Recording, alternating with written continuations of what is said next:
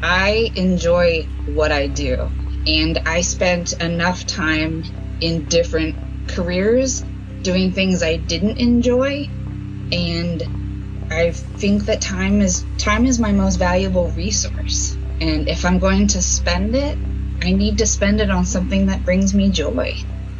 That's Jen Abels, and this is the All Things Risk podcast.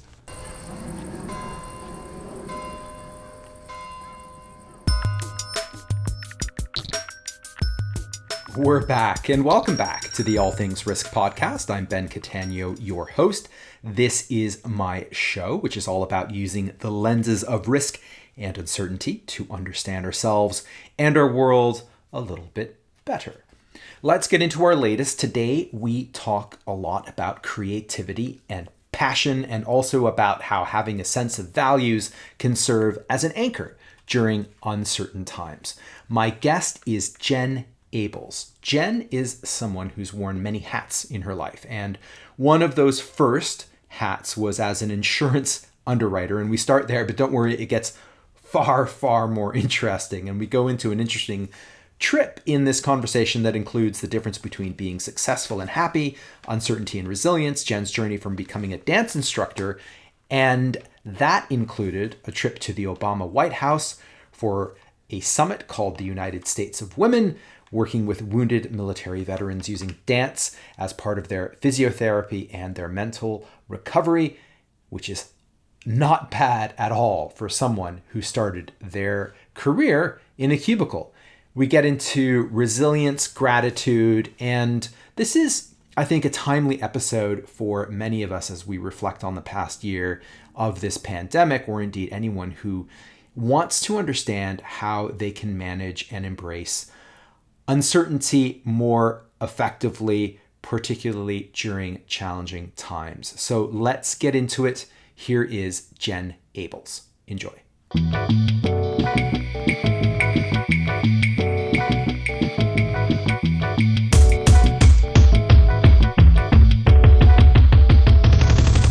Jen, welcome to the All Things Risk podcast. Pleasure to have you on. You are dialing in from California, right? I am. San Diego, California. Must be lovely weather. It kind of is. Yeah, all the time, isn't it? Sometimes it dips into the 60s and it's very freezing. That's cold for me. Yeah, but no, it's lovely. It's weather. When you're in a place that's like beautiful and sunny all the time, does it get boring? Sometimes it's like, oh, what's the weather today? Oh, it's like sunny and like warm. For me, I love living in perpetual spring weather. Mm-hmm. Okay. I love that part. Perhaps I appreciate it most because I did grow up in different climates and different environments. I was born in Nebraska, so very cold, very snowy. I lived most of my life on the East Coast, so all 4 seasons. And to me, escaping to somewhere where it's perpetual spring, I mean, we have a couple of hot weeks, sure. And I can drive to see snow if I want to. And in the same day, I can end up back at the beach. So it's really hard to beat San Diego. Yeah, that sounds hard to beat. All right. Well, you touched on a few things with regard to your background. I'd love for you to just kind of kick things off with who you are and what you do. And by the way, no pressure on this question because I ask it all the time, because I love the people who have these very long, non-linear answers to the question of like, well, who are you and what do you do? So take that however you want to take it. Perfect, because I don't have a linear answer for you. If I had to sum it up into just one word, I'd say I'm a creative, and I would leave it at that because that leaves me open to all sorts of avenues, which is where I definitely find myself. I'm one of those folks who needs multiple interests in order to stay involved, in order to stay content. Just one thing doesn't work for my kind of brain. Mm-hmm. So I teach programs on leadership and personal development, but I also teach dance lessons. I also have a custom men's clothing business. So I also hold online team building games and events. So I'm a creative. Do you have like a common thread to all of those things at all? Like, is creativity something that connects those things, or are they just kind of you have just a wide range of interests and skills? Like, is there something that you can pinpoint that says this is a thing that kind of joins all these dots? Creativity is certainly the most common thread. And the second I would say is joy. I enjoy what I do. And I spent enough time in different careers doing things I didn't enjoy. And I think that time is my most valuable resource. And if I'm going to spend it, I need to spend it on something that brings me joy. Yeah, that makes sense.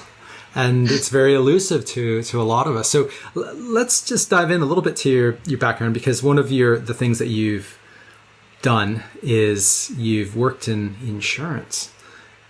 And you don't strike me as someone who typically works in insurance, but maybe I'm missing something. So that might be an interesting area to just explore a little bit. Like, what did you think you were going to be? Why did you get into that field? And then maybe we can talk about moving from it.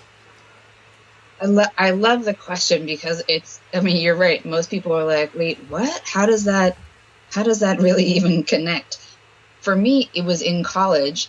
I had a professor in business school who, in your intro to risk management course, was just the most engaging professor. And this guy is a magician, because he made insurance exciting, interesting, and like the must-have degree. And I was pursuing a degree in international business at Temple University in Philadelphia. And you can't just be international business. It has to be international and something, whether that's finance or economics. And I really didn't know what that was going to be for me until I took his class. And I thought, this really works. There's the math element of it, which my brain really likes math. And what really drew me, though, was I didn't think about the human connection in human resources and employee benefits. And I was drawn to the idea that through insurance, through a human resources, I could help people. And that's my idealist brain until I got into the real world and was like, oh, the person I'm helping is not a person. It's actually a company. I'm helping a company save money. I'm not really helping people. And my first job was as a property and marine underwriter. Is as exciting as it sounds. Insuring boilers and machinery, and very, very exciting stuff. And I don't mean to knock it. For some people, there might be someone who's underwriting that's listening to this. I don't know. There are people who love it, and that's amazing. It just wasn't me. But I also felt, as a young 20-something recent college graduate, I didn't feel like I had the right to ask for something different. I thought, like, you put in your time, you do what's asked of you for the first however many years until you feel like you can ask to move. But I had interned in human resources, and I really liked human resources, and I liked the training and development portion of it. I've always been a teacher. I teach these high school music programs over the summer and leadership academies. I've always loved teaching, and the internet was just starting to be a thing back then. We were starting to use Netscape, and I was starting to teach some people on the side, how to use this, how this could really help, how if you're actually writing for a property, we can look it up on the internet and see that it might need flood insurance. So there's so many practicalities to this. I get to teach people, and I kept being told to essentially stay in your lane. You're a boiler underwriter. Stay over there. And I kept saying, but this is what I like. And when I interned in human resources, that's what I want to get back to. And they said, well, we get it, but you're good at this other thing. And I was like, I know, and I don't like it. So eventually that cycle took a toll of feeling like what I thought, my career path would be, or where I thought I got the most value and could contribute more, and what really made me excited to come to work was not valued. They wanted me in this other lane where I didn't get joy, where I didn't get fulfillment. And I felt I was always looking for something else. I couldn't wait to leave work. And I didn't like that feeling in my 20s of seeing managers who were stressed out, didn't like their jobs, but felt stuck. And I thought, that's what I'm supposed to aspire to? Sounds awful. And I started taking ballroom dance lessons on the side, and I couldn't wait to leave work to go dancing, which anybody would, right? Dance is fun, but to the fact that I would schedule my business trips around dance competitions, and anywhere I would go, I would just do that. And I started to get to teach people, and if I could step outside of myself and see, I come alive when I teach. Every piece of my soul lights up when I teach, and I'm crushing it in what I spend the majority of my day in, insurance underwriting. I live like that. I just want to go back to that course and that professor and just ask you just probe that a little bit. Like what stuck with you? What about his course did you take away and say, yeah, risk and insurance must be a fascinating field? Because I'm a risk person, and I think risk is amazing and so fascinating, but insurance isn't. I'm with you there. And I'm just wondering, what was it about this teacher? Was it just his enthusiasm and passion for the topic, or were there certain concepts or certain things that you take away from that course that you thought, that I really want to explore this? What was it that made it so memorable, that made the topic come alive? It was a combination, honestly, of both. An enthusiastic, especially having been a teacher for, a long period myself, appreciating someone who is passionate about what they do, no matter what that thing is. He was super passionate about insurance and risk management, and his enthusiasm was very contagious. But he was also such a great teacher because he took the time to find out something about every single one of his students. I mean, there's 100 people in that intro class, and on the inside, these are those little, when you take the test, they're a blue book, and you had to handwrite your answers in, and he would write a personalized note inside your test when you would get it back. And it wasn't like you could, because I'm a little bit of a cynic inside. I compare my notes to somebody else. Oh, did he write the same thing and everybody? No. He took time. His name is Dr. Drennan. He's still, I think he might be the head of the insurance department now there at Temple. He took the time to get to know us. And I think that as a young brain still developing, going to leave college to go into the real world, here's an authority figure that cares about me personally and has taken a vested interest in my development. That, if he had taught finance, I probably would be a finance major. That kind of looking for someone who really cared about me. And it wasn't me. I saw how he cared about every single one of us, that he knew something specific about every single one of us. That was, to me, an amazing and very rare professor, like in a, huge college campus. So that's one piece of it. His enthusiasm for the work. He was an employee benefits specialist and had us all taking our professional exams in employee benefits before we graduated. That, he really tapped into, for me, the employee benefits side of where, in that human resources realm, of where I did want to make a difference and help people and make things easier through employee benefits. How can employee benefits improve the lives of your workers so that they do want to stay at whatever job it might be? And so I really had, again, this idolized idea of what what that could be. But he also pointed out how, my strong suit's in math. And like, again, he knew the different pieces of me that I did well and that I enjoyed. I loved weirdo. I loved statistics. I loved math. I loved logic problems, all things like that. And he found a way to weave that into my learning. So that it's a combination of all of those things. And then the real world crushed it. Yeah, that's fascinating. And I think that we all remember topics or subjects in school because of the teacher, as opposed to the actual topic. Yeah. It's when you're young and you're... Tell you defined benefit plan or a defined contribution plan, which I know is something that I studied and had a professional designation exam in. But I can tell you, I remember what it's like to sit in his classroom. I remember what it's like to work on these group projects together. I remember his enthusiasm. I remember him being literally our biggest cheerleader. We would get jobs and we would get internships. He would celebrate us. Like, he made this program where we were all excited to be in insurance. Right. Wow. What does that say, doesn't it? It says a lot about how you can make the topic exciting and interesting. Yeah.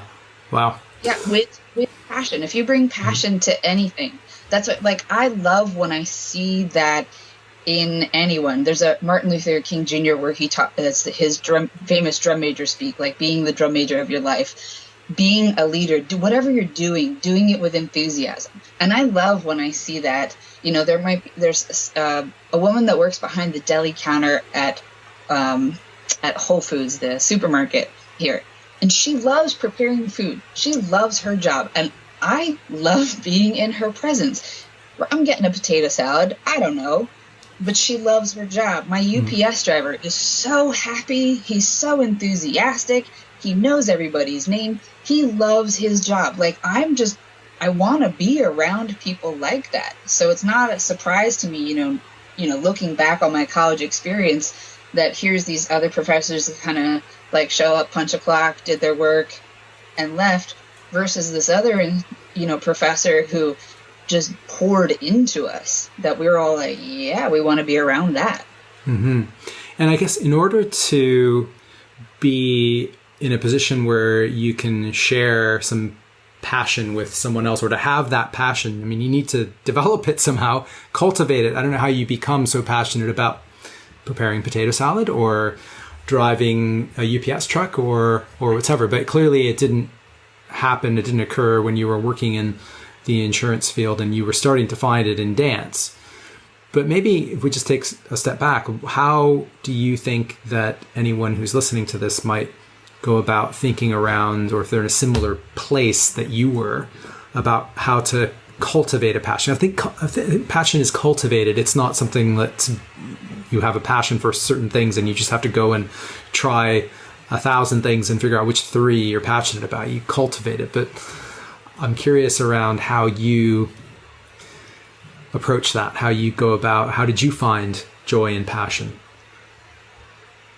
I love this question because it really ties into actually the work that I do now, and ties into how I got burnt out myself in different careers, because I was looking for the job to define me, and that my worth, my joy, all of my things came from I was looking for a job to fulfill that, versus figuring out what are these things in me, who are the core things about what in life brings me joy.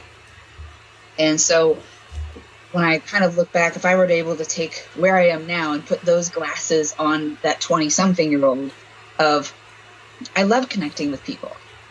I love to be able to like help people and find solutions. That's what I love. And if I can find a way to do the things that I love, connect with people, there's a way to do that in any job. I could probably go back and find a way to enjoy underwriting now, because I know more about myself. I know what brings me joy. I know who I am. And I know different ways to bring that out in no matter what role that I take on. So for me, finding those connection, right? Making someone happy. I can, cracking a joke. I do improv comedy. I love being able to bring joy to other people. That I can do in any way. That's when I look at that person behind the deli counter. She transfers joy. She loves what she's doing. She's a happy person. She loves preparing food because the food is healthy. She's passionate about healthy food, and that is contagious. She's not just scooping and handing it over. She's passionate about the food that she does, so she brings it to the job. It's finding ways to bring out who you are in the work that you're currently doing, and not flipping it around and saying the work has to be the thing. And I mean, now I can say that in my 40s, but I don't know that my 20-year-old brain would have understood that concept. I just knew that I wasn't getting it. I didn't feel it. So I had to look for it somewhere else. Yeah, I think that makes a lot of sense. And one of the things that you said there that resonated a lot with me was that it was internally versus externally focused, that you were, if you go inside and it kind of, explore the things you like, the things that you don't like, then you can find those areas of passion. And I think it's the same with organizations, also as a way of managing uncertainty, like a tough, situation. That organizations that have a very strong sense of purpose or values, I think, are in a better place to manage lots of uncertainty as opposed to those that don't have that. And similarly, I think when we have a pretty good understanding of who we are as a person, that's a lifelong thing, right? We think we know who we are. We don't always know. It changes. We need to continue to try and figure out what we're into and why, what our values are, always kind of doing some things to check in on that. And that helps orient ourselves when things are not going well. Yeah, absolutely. And the core of the work that I've also done on myself and that I'm help other people through is to really sit down and in those moments where you do feel your best. Like when I describe teaching, when I feel like that feeling of when I come alive, I'm in that zone, people call it, right? Or in the flow. What is happening? What is happening in that moment? So, okay, on one level, it's that I'm teaching and I do enjoy teaching, but if I were to peel back the layer of that, what is it really about? It's about the connection. I enjoy making this deep connection with other people. And through dance, I'm teaching them a cha-cha, and that's very surface level. Underneath, I'm watching them grow in confidence. I'm transferring the joy. Their day came in, they were, in a bad mood. Through dance, they leave in a much better mood. So I get to be the vehicle that takes them there, right? I can't just give you physically cha-cha, right? I can't do that. But through dance, and just like that college professor, I've had some incredible teachers just in my life in general who show you that by showing up fully as a teacher, what a difference that can make on the people around you, that you have been given this opportunity to make an impact on someone's life. And every day, every single one of us have that opportunity in whatever role you're taking on. So do you take it lightly, or do you really pour into that? And it could be as simple as noticing one of my neighbors having a bad day, slowing down, taking a couple minutes to just chat with that person. It's that same idea of, it doesn't matter what role I'm playing. It's, if this is who I am, if I'm a joyful, passionate, creative person, how can I live that way as a friend, as a neighbor, as a dance instructor, as a personal stylist, as someone who facilitates games? How do I make sure that those things show up in my role and that I don't just clock in and clock out? And versus the days where I Yeah, don't you feel like can't. it. There are days when you don't feel like it. But again, I think what you said there, when you said joy, creativity, passion, you articulated values. That to me sounds Right, like those are what your values are. right. And again, those are things that you anchor to whenever. Well, actually, when you do, probably, I'd love to get your thoughts on this, but probably when you have a bad day, it might be useful to anchor to those values. And that's a Sure, good way of dealing with a difficult day or situation. for sure. This is, I touched on it a little earlier that I've experienced a couple of times in my life, a career burnout or, just being exhausted and having a really hard time figuring out like my worth, my value, my purpose, because I tied all of those things into my job instead of my values. So when the job went away, like because that was my anchor, Mm-hmm. my anchor floated away. So I'm Mm-hmm. left adrift, Mm-hmm. right? So when I was a professional ballroom dancer, I had a career-ending injury to my spine. And I had left insurance. I had left the security of the corporate job. I had left all of that to pursue this dream, this passion of dancing and become a professional dancer. And an injury in a second ended all of that. But all of my happiness, all of my worth, I had tied to that job. So that job was gone. And I was left going, well, I don't know who I am. Mm-hmm. I don't know who I am. I don't know why I should even be around. Like it was very, very that because all of my identity really was wrapped into being a professional dancer and all of the things that encompassed. When that job went away, I was completely lost. And that cycle repeated. I had started a charity out here in 2010 teaching dance, because I'm back to teaching and I'm back to dance, the things I'm most passionate about. Teaching dance as an adaptive therapy to wounded warriors. And I poured my everything into that. And I only now, looking back, can I realize that I put myself into that exact same Yeah. pattern. I had my value, my worth, my into that job. And when my health declined to a point where I had to resign, the hardest part of letting that go was, well, that was my identity. I let it go with the dancing thing. I latched onto something new as an executive director, as a founder of an organization. And if that goes, who are you? And I couldn't answer the question. So I held on to it longer than was healthy for me, was healthy for the organization, because there's this panic of, here I am again. I don't know who I am. All of those core values were tied into the job. And it's taken a long time and a lot of therapy and a lot of journaling and self-reflecting to really be able to, like, I think of it as like a tangled ball of cords, right? Of like peeling each of those things out. Well, what did you love about being a founder and executive director? I was connecting with people again. I was transferring joy again through teaching. I was transforming lives, making them happier, healthier by bringing, again, this vehicle of dance. And I couldn't have created a charity without being a joyful person, a creative person, having that entrepreneurial spirit. And I had to like really work to peel those pieces of me out and be like, that's still who you are. The role is gone. And another role is going to come in and go again, because this is life, right? But if now I know, like, oh, let me hold on to that as my anchor. Creativity, my joy, my kindness, all of those things. Let me hold on to that so that when my jobs change, relationships change, lots of things change, that doesn't have to change.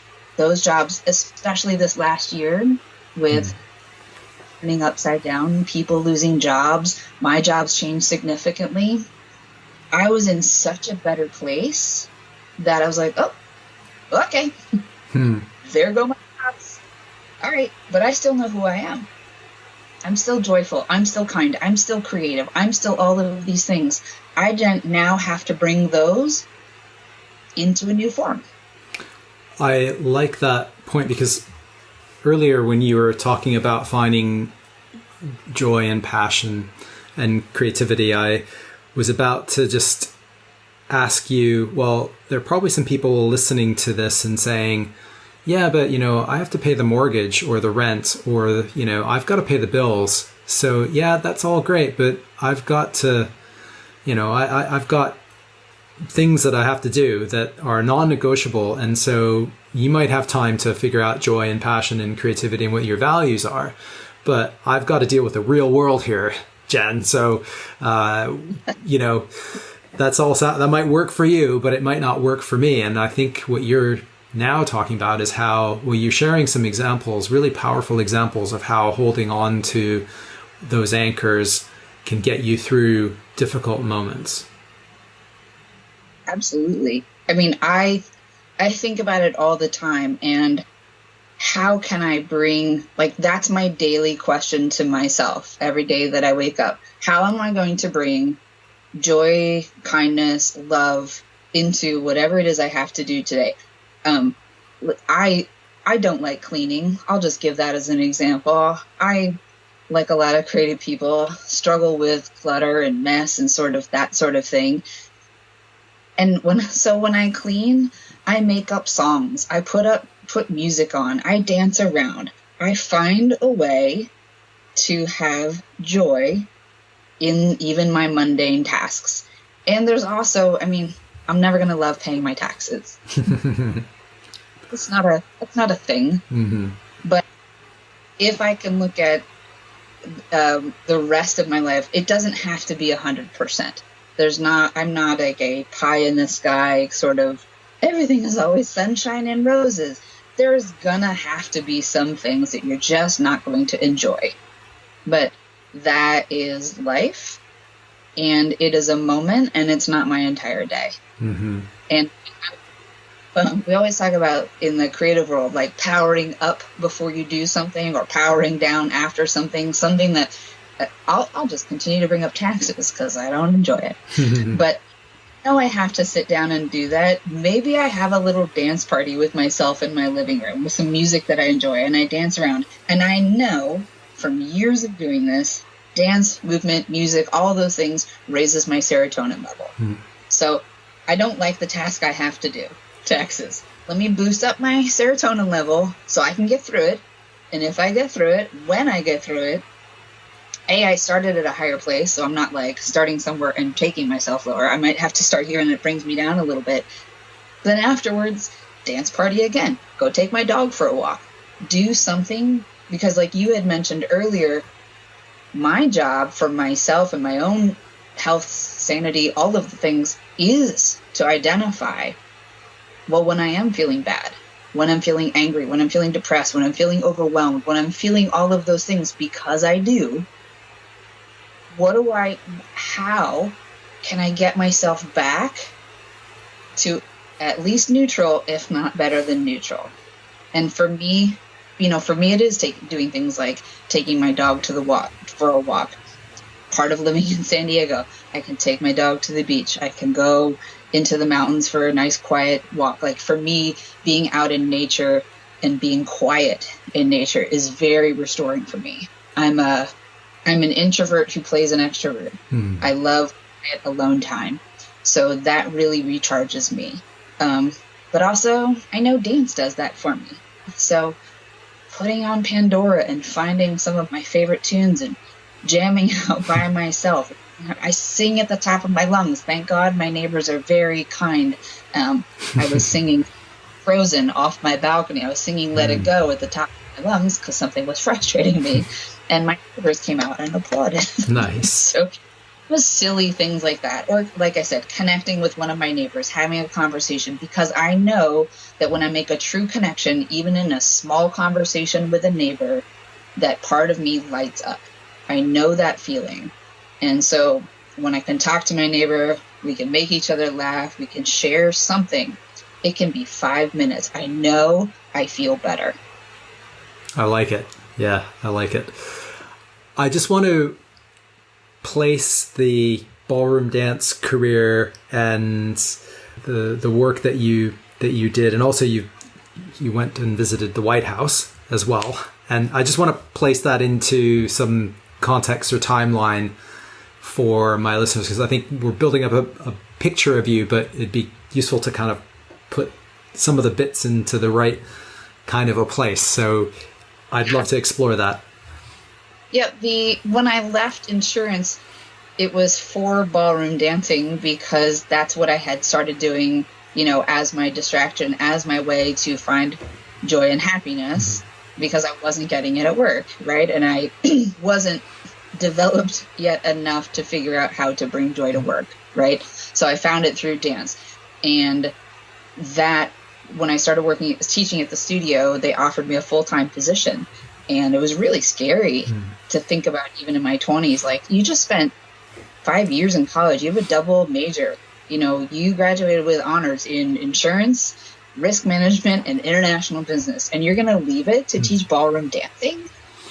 The negative voices in my head were like, that's just so irresponsible. But my inner child, my heart, was so excited about, but every day I am making a direct impact on people. And that was something that even back then I really knew about myself. In insurance, at the end of the day, was a printed insurance policy. And I couldn't find a connection to how it was helping somebody. At the end of the day, in dance lesson, I witnessed and I was part of and I experienced right there in front of me joy, happiness, all of the things. Like, I'm a very kinesthetic person, and so I could feel that and I could hold on to that feeling. So leaving dance, having that career in ballroom and Latin dancing, loving my life, teaching during the day, competing on the weekends. In my free time, I would go out salsa dancing. Like, there was literally nothing in my life that was not dance related. Did you do dance as a child at all? Did you? Yeah, you did. I started dancing. I mean, my mom was a dance teacher too. And so she was dancing when she was pregnant with me. So I've been dancing since I was an embryo. So dancing is literally part of my DNA. So I've always loved dance. And when I wanted to, when I was looking at different colleges to go to, I really wanted to have a degree in dance, but I was scared that, you're always told that you're going to be a starving artist if that's the path you want to go down. So out of fear, I chose something else, but I chose a school that had a dance program so that I could be around it. And I was on the dance team so that I could have it as a hobby. And I really believed that I could be one of those people who had a job and had hobbies, and that I could have two separate things. And there's still a part of me that envies those folks because they're able to kind of compartmentalize. But I let go of the fact that that's not how I'm built. That's not how I'm designed. That's not who I am. So got involved in ballroom dancing. And like I said, I fell during a dance competition and that injured my spine. And I ended up out of work for 5 years. Wow. 5 years. And I had 4 surgeries on my back, and it was a really hard process because, like I talked about before, I lost like my job, my identity, all of these things. But I was off constant physical pain. My legs would go numb when I would sit for too long. Anywhere I sat, like, it was just, and the more pain you're in, the more it affects your mental status. And like, it's a really vicious cycle together. And I have an incredible family. I have incredible friends who, when I wanted to give up on myself, wouldn't let me. And the most beautiful phrase I've ever heard, they loved me back to health. They got me back up on my feet. And when I felt strong enough to do things more independently and on my own again, I slipped and fell on the ice. Because I was living back in the East Coast. And I laid in the ice sobbing because I thought, if I just reversed all of this progress that I made, sleeping on the ice, like, I give up. And I was like, that's it. I'm moving somewhere where there's no snow and ice. I'm going to California. It was like that moment decision. I'm out of here. I have to. And it was I think that I will feel better out there because I won't have to fear that risk. I won't have to shovel my car out of the snow, which I can't do with my back the way it is. So I picked up and moved to California. And the only thing I knew when I moved out here was that I wasn't going to go back into dance again, because that dance was a source of pain for me. Physically, mentally, I was afraid of somebody messing up my spine, but also there was a really deep wound that hadn't healed yet of having to let go of that career. So naturally, the first job I took out here was teaching dance. So, but it's only temporary. And that temporary thing led me to teach just a 6-week class there's a Naval Medical Center here in San Diego, where at the time, it was 2010, we were still involved in wars in Iraq and Afghanistan. So in the physical therapy clinic here, they were treating folks who had lost one or more limbs in combat. And in physical therapy, they're learning to walk again, run again with these new prosthetics. And the physical therapist asked, well, why not dance? So I came in for what was going to be 6 weeks. And the long story short version of that is 6 weeks turned into 7 years, 24 locations throughout the US, sponsoring Salsa Night in Afghanistan, the invitation to a summit at the White House where we talked about alternative therapies for female veterans and how we were using dance for female veterans who had suffered through military sexual trauma, and how an alternative therapy like dancing, which people aren't going to see, on the surface, the face value of dancing, how does that help someone who's been a victim of sexual trauma? Through our dance classes, we would provide this safe environment for someone to make eye contact again, which is something that's very hard to do. Be in physical close proximity with someone again, because I'm teaching partner dancing. So successful partner dancing requires that we touch somebody else. So for someone who has been through something as terrifying of a trauma as rape and sexual trauma is, to be able to look at someone again, to be able to make physical contact with someone, but then to also laugh in that presence, to experience joy in that moment. And even if that class only lasted 1 hour a week, making sure that we reflected back to our participants the transformation they were able to make in 1 hour, and how could they apply that to other pieces of their life, and make sure you come back every week to reconnect to what that feeling is, because all I'm giving you is a feeling through movement, and you can get that feeling on your own. I will continue to be here and help you tap into it and rediscover it and grow it and know how to find it, so that if our program disappears, if you move, if you go somewhere else, you know how to get back to that feeling. And it's just like me dancing around in my living room, right? I know I don't have to go to a class to do that. I have no equipment to need that. I don't have to go purchase anything. I put on music and I can feel that feeling again. So the invitation to the White House was, and still is, one of the most incredible honors that, I couldn't have even fathomed that that's where that would have ended up. This was the Obama White House? Yeah. Yes. It was 2016. It was a summit called the United State of Women. And the entire conference was really focused on literally the state of women in the world. Wow. That's amazing. It is incredible. I still have chills when I think about it. I still can't believe I was asked to be there. Yeah. And to go from, my career is over, I don't have my identity anymore, to an invitation to the White House is astonishing.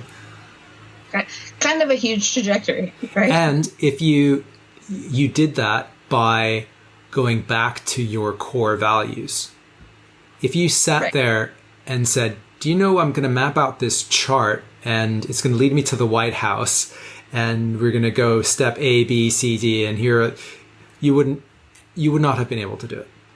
Could not have been there. It's a lot of artists talk about this, but I don't think it's limited to the arts. It's when you find yourself in that zone, that flow of, I'm following that feeling and it's leading me here.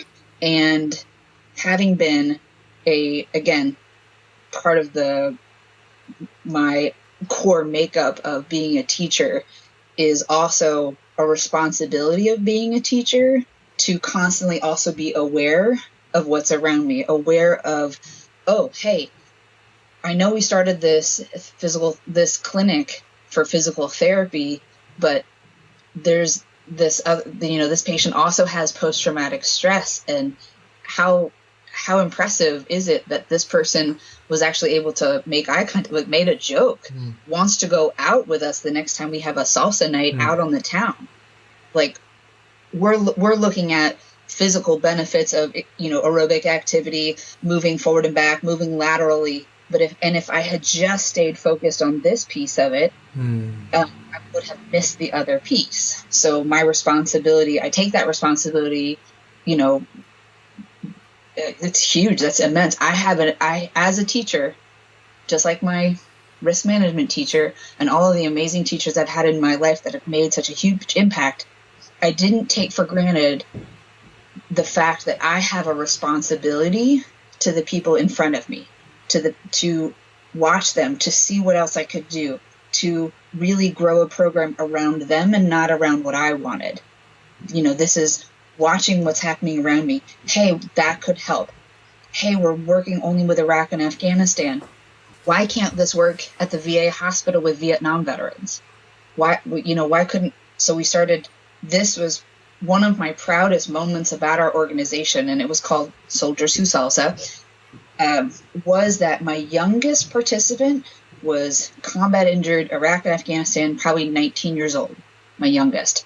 My oldest is in his 90s, and he was a World War II vet living in like an assisted facility in Hawaii, who loved music. He, participating mostly from either wheelchairs or sometimes having to do it from their bed. But the instructor I had out there, Mahina, I had the best instructor, such a beautiful spirit. I found other creative, joyful people, finding a way that, okay, if Joe can't get out of his bed today, how can I play music? How can I get him to move his shoulders? Can I get him to snap? Can I get, our goal isn't to make a competition level dancer. Right. Our goal is to bring joy to people's lives. Right. How do we do that? And if someone is limited in some sort of way, you better be creative. You better find a way. So she found a way to connect with him. So I've got all ends of the, every single spectrum, 19 to 94. I've got them all through dance. Wow. And what a joy, what an honor, what a privilege to be able to have that effect on people's lives. Which is why when I had to resign, it was that much harder. That is such a beautiful story, with lots of stories there. And I have so many reactions. One of them is what you're describing is exactly what I think embracing uncertainty is all about, because you come in and you say, well, how can we get this guy to move his shoulders, right? And it's not, here's the answer. There's so many things that are wonderful in life. We don't know how they came about. Like we need to explore, we need to play, we need to cultivate. And we often think, well, this is the formula. And in so many aspects of life, there are no formula. It's just, let's take the tools that we have and let's try and work with them and try to apply them in a different context. That's first kind of reaction I had. And the second reaction that I had was just generally about movement and the importance of movement, and that practicing movement doesn't have to be like, we sometimes think, well, we have to have, like, there's no point in becoming an athlete or running a marathon or going out for the softball team or whatever it is, unless we can get to, or get our kids to play in, the elite leagues, or if they have a chance at becoming a professional or whatever. And that's not the point. There's so many benefits to doing all kinds of movement that don't have to be at an elite level. And in fact, probably more fun if people don't work towards that elite level. Right. And I've had to reinvent ways for myself to find that, because all of my life up until the point where I injured my spine, that for me had always been dance. So, and then in that moment when that was taken away, that, and it still ties back to what we talked about before, if dance was how I always found that, and dance is now not an option, and I've really not spent a lot of time exploring anything other than that, now what? Where do you find that? I talk about this very freely, that I went through a major depression. I worked with psychologists and psychiatrists, and finally found my path out through equine assisted psychotherapy, literally working with horses, because I was like, oh yeah, as a kid, one of the other things I loved to do was to ride horses and to be around horses. And I had read an article about this. I was like, I had never heard of this before. Wait, you, a horse and a therapist? What is this? What is this sorcery? What is that? And I was like, and it was a program, on the other side of the country. And I was like, I know there's not going to be anything near me, because I was in a very negative mindset in my life. Googled it. Oh, there's a farm 20 minutes from me. This is my way out. And there was still movement, in the either walking through a pasture with a horse, even being alone in a barn with a horse, petting a horse. There's still movement. There's still the kinetic energy of touching. There's why pet therapy is so helpful. That calming motion of being able to pet an animal. There's so many other things, and I had forgotten about them. So as soon as I could tap back into them, I started to find my way out of it. So it could be something as simple as yoga, right? Yoga is movement. I think we need your creative juices. If they get stuck, oof. If you feel stuck, people always say, hey, I feel stuck. I'm like, move, do something. And I don't mean physically you have to move from DC to California like I did. Yeah. Yes, that's one thing, but something, move, and your creative juices will start over again. It reminds me of a Bruce Lee quote: flowing water never grows stale. Yes. I love that. I'm going to write that down. Yeah. So I'm just conscious of time, and I just want to make sure that we're not holding you up from a next call or meeting or something. But I did want to now let's maybe take some of that stuff and just fast forward to the present moment, and then maybe the work that you're doing with others around. I'm sure there are loads of people that have been, in one way or another, blindsided by this pandemic, and it could be very directly because they may have lost their jobs, or it's just they're just suffering for a variety of reasons. Maybe they need to be outside, need to be in and amongst people, extroverts. So we're both introverts, so I've enjoyed some aspects of lockdown. It hasn't bothered me, but even then, I'm still like, oh, it'd be nice to go to a party. I'm like, what? So there may be some people struggling with that, or there may be people that are struggling around, not being able to visit loved ones, or whatever. This has been a difficult time for so many people, and I'm just curious how you're working with others around kind of coping with that, and maybe how people can apply some of the lessons that you've learned to whatever they might be grappling with. Yeah, that really is the core of the work that I do now.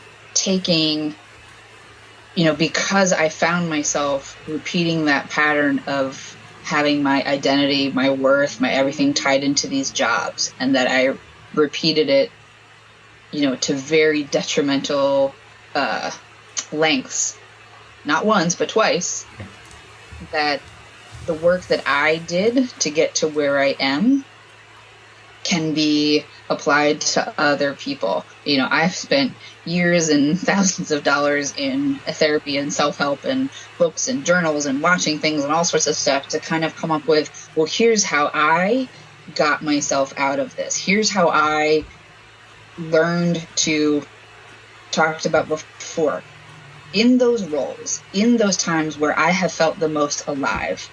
And for me, obviously, we always talked about it, teaching is one of them. But when I really take the time to sit down and think about it, sitting down with my sister-in-law, she's also happens to be my college roommate. So one of my best friends happens to now also be my sister-in-law.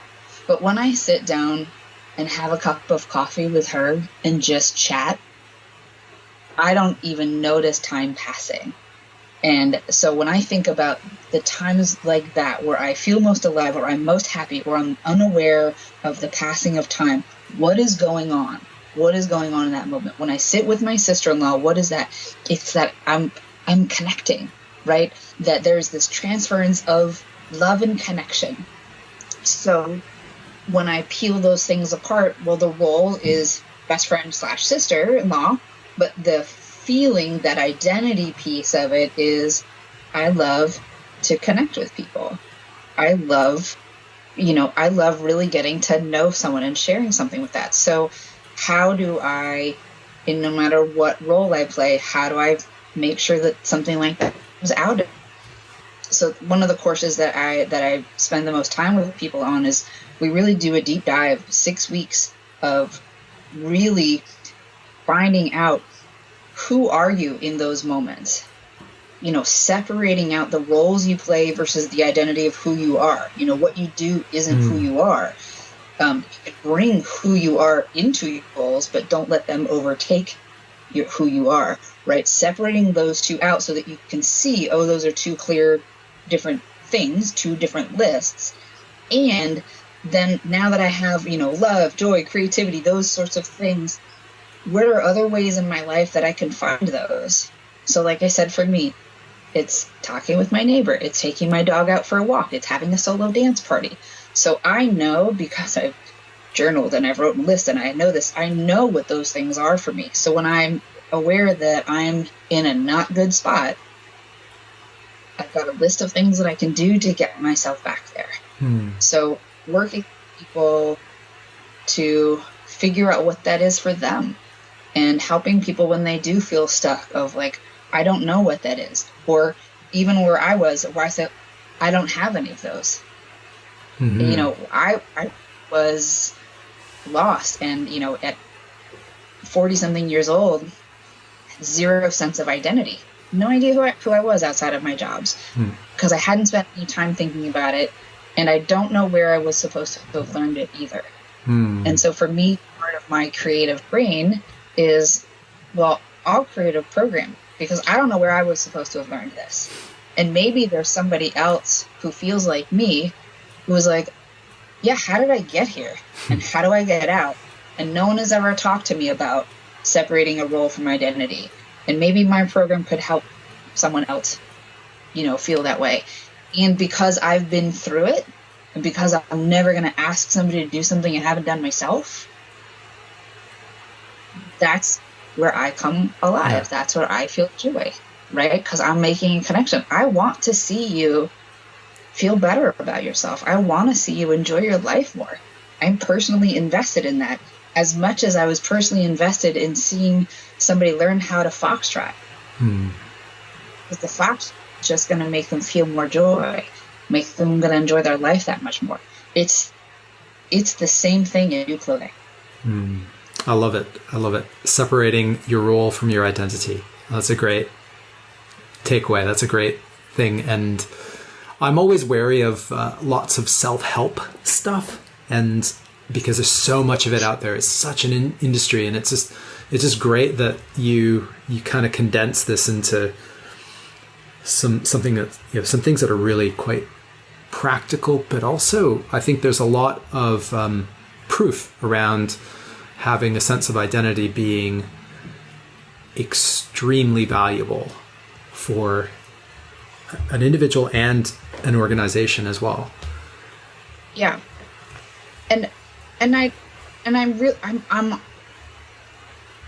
I'm confused by wondering where I would have learned that. And I don't fault anybody for not teaching it to me.